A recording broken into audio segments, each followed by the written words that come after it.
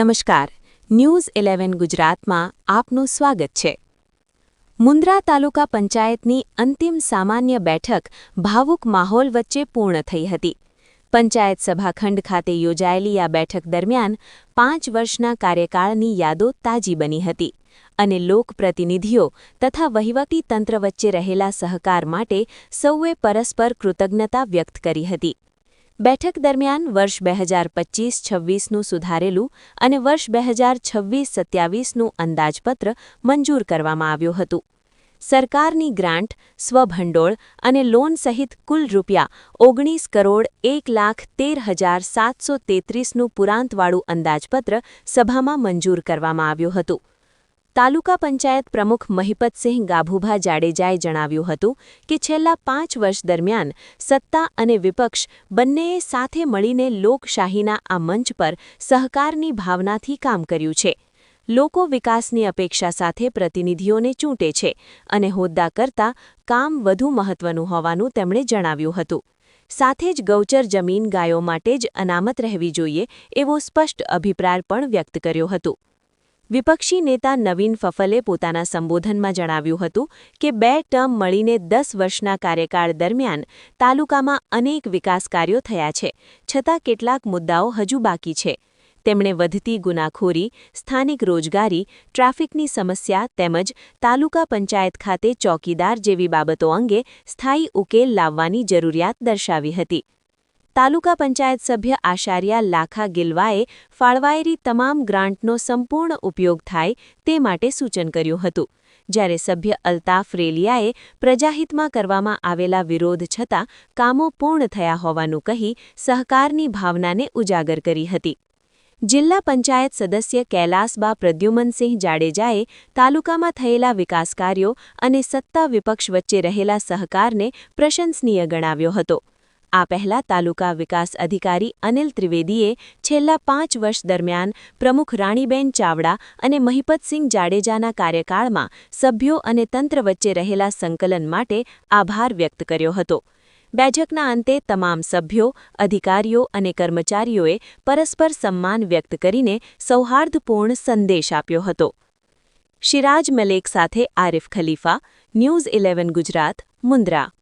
रफ्तार का जुनून, स्टाइल का तूफान, आपकी मनपसंद TVS बाइक अब मुंद्रा कच्छ में युवा TVS शोरूम पर. शानदार ऑफर्स और आसान फाइनेंस का मौका न चूकें. अभी कॉल करें 9998812998 या 9724518848. આજ રોજ મુન્દ્રા તાલુકા પંચાયત ખાતે સામાન્ય સભાનું આયોજન કરવામાં આવ્યું. આ આયોજનમાં અંદાજપત્ર બજેટનું 19 કરોડ 1,13,733 પુરાંતવાળાનું માન્ય રાખવામાં આવ્યું. તેમજ આજુબાજુના ગામમાં જે વિકાસની ખૂટતી કડી હોય એ કડી અમે પૂર્ણ કરી છે. હજી પણ ક્યાંય એવું લાગશે તો અમે હજી પૂરી કરશું. તેમજ આજે મુન્દ્રા તાલુકામાં જેટલા સરકારી વહીવટી અધિકારીઓ હતા એ પણ હાજર રહ્યા અને સારી રીતે સામાન્ય સભાનું આયોજન કરવામાં આવ્યું. છેલ્લા 2.5 વર્ષથી જે સરકારશ્રીની જે ગ્રાન્ટો આવે છે તેમાં કરોડો રૂપિયાની ગ્રાન્ટો, એમાં MLA હોય, સાંસદ હોય, જિલ્લા પંચાયત સદસ્ય હોય કે તાલુકાની પંચાયતની ગ્રાન્ટો હોય, ગામો ગામ જે ખૂટતી કડીઓ હતી એ પૂર્ણ કરી છે અને કરોડો રૂપિયાના જે વિકાસ કામો થયા છે મુન્દ્રા તાલુકામાં એ હું ડબલ એન્જિનની સરકાર, નરેન્દ્રભાઈ મોદી સાહેબ તેમ ભૂપેન્દ્રભાઈ પટેલ સાહેબ એમની સરકારોમાં ખૂબ કામ થયા છે. અમારા સાંસદ શ્રી વિનોદભાઈ ચાવડા, અમારા પાર્ટીના પ્રમુખ શ્રી દેવજીભાઈ વર્ચન સાહેબ, તેમજ જે અમારા મુન્દ્રાના અહીંયા યશસ્વી ધારાસભ્ય શ્રી અનિરુદ્ધભાઈ દવે છે જે પ્રકૃતિ પ્રેમી છે, એમના માર્ગદર્શન હેઠળ અમને અહીંયા 2.5 વર્ષમાં ખૂબ સારું કામ કરવાનો મોકો મળ્યો. એટલે અમે કોઈ સેવક તરીકે કામ કર્યું છે. કોઈ હોદ્દો આજે છે ને કાલે નથી, પણ અમે જે સેવક તરીકે અમને સંતોષ થાય છે કે અમે વિરોધ પક્ષનો પણ હોય કોઈ પણ માણસ અમે પરિવારની રીતે તાલુકા પંચાયતમાં કામ કર્યું છે.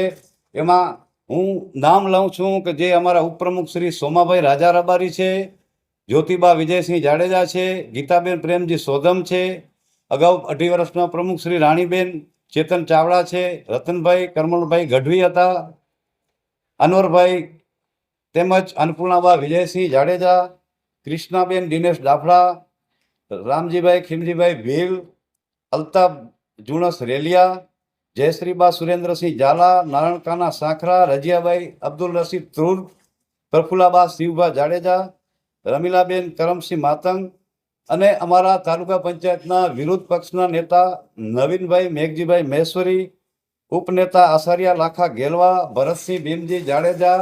હું આ નામ લેવાનું એક જ કારણ છે કે જે અમે અહીંયા જે પ્રજાનો સેવક તરીકે અમે કામ કર્યા છે, પરિવારની જેમ ભેગા રહીને અમે કામ કર્યા છે.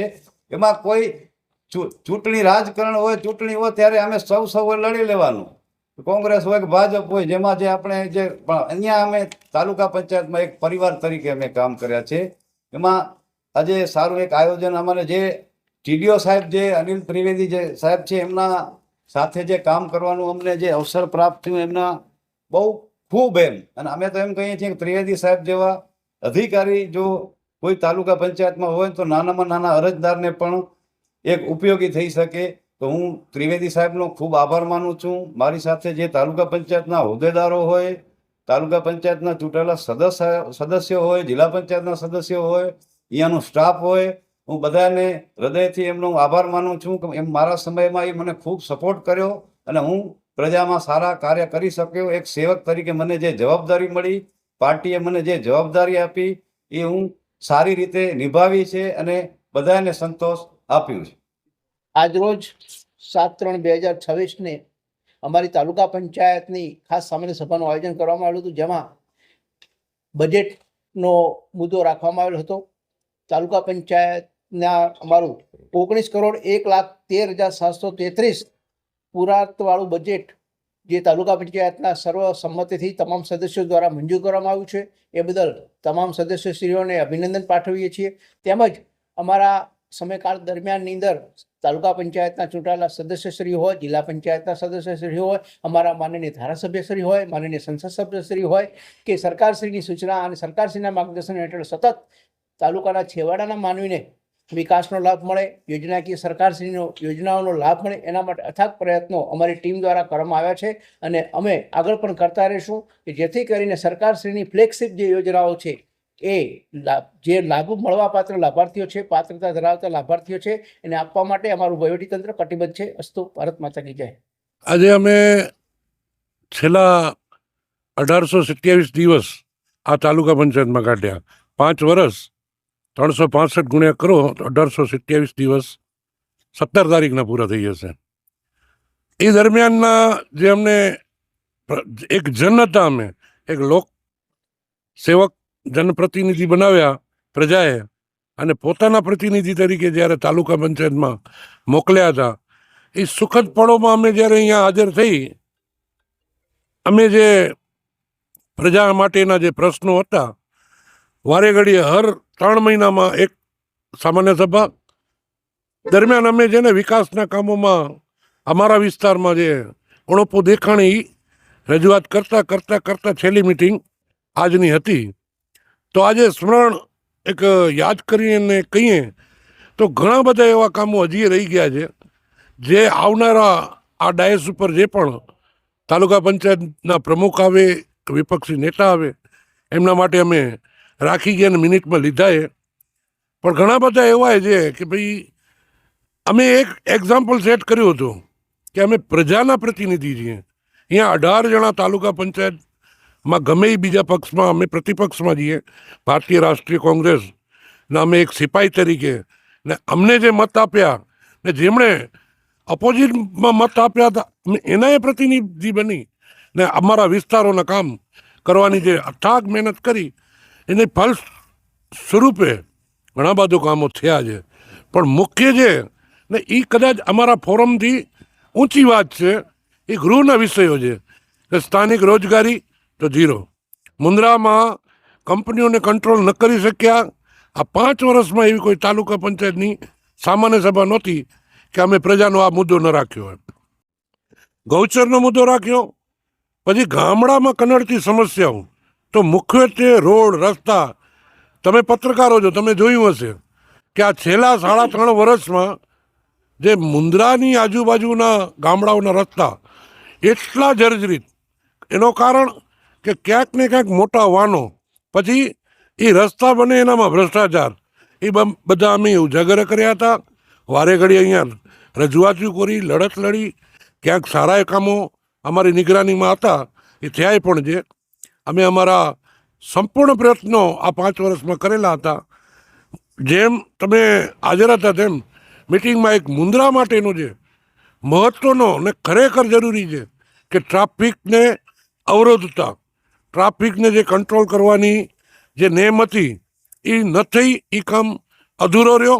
એનું કારણ ક્યાંક સત્તાપક્ષમાં ભલે બેઠેલા છે, મિટિંગમાં અમે કીધું છે એમની ઈચ્છા શક્તિની નબળાઈ, અધિકારીઓની ઈચ્છા શક્તિની નબળાઈ, કે અડાણી પોર્ટમાં જઈ કે એમને અહીંયા બોલાવી એટલું એમનાથી નથી હો કે ભાઈ અડાણીના વાહન જે અમે એક ભૌગોલિક રીતે દેખાડ્યું કે મુન્દ્રામાં રહેનાર અડાણીનો સ્ટાફ એના માટે જે બસો આવે છે અને વાહન આવે છે એ ખારી મીઠી રોડ વાંચેથી એર સ્ટ્રીપ બાજુથી નીકળી જાત 75%, 60થી 75% મુન્દ્રાનું ટ્રાફિક હળવું થાત.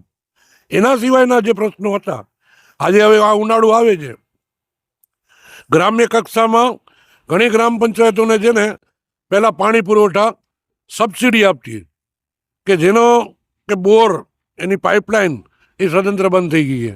એના ઘર અમે જે સામાન્ય સભા મુદ્દા લીધા હતા, હજી એના માથે કોઈ અમલવારી નથી. એટલે ક્યાંક ને ક્યાંક નિર્દોષ ભાવે એ કબૂલવું પડે કે સત્તાને શાણપણ ન હોય એમ ક્યાંક ઘણા અધૂરા કામો રહી ગયા છે.